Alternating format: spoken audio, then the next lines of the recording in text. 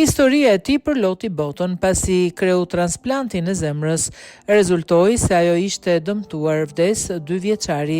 Një ngjarje e rëndë ka tronditur Italinë pasi 2 vjeçari Domenico, i cili kishte kryer një transplant zemre 2 muaj më parë në Ospedale Monaldi në Napoli, ka ndruar jetë. Lajmi u konfirmua nga avokati i familjes Francesco Petrucci.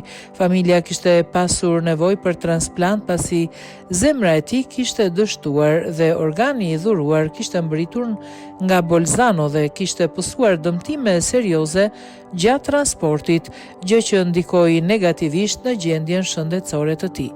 Nëna e voglushit në një rrëfim prekës për emisionin Mi manda Rai 3 përshkroi momentet e fundit të jetës së të birit.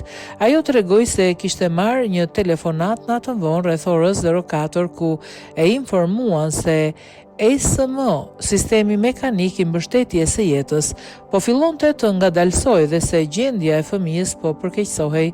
Ajo qëndroi pranë birit deri në momentin e fundit kur makina u fik dhe gjithçka mbaroi.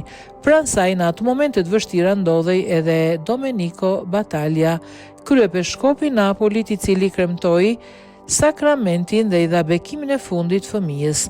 Në përpjekje për ta lehtësuar dhimbjen të premten, kishte nisur kujdesi paliativ, ndërsa Domenico ndodhej në gjendje kome dhe nuk u zgjua kurrë nga gjendja kritike.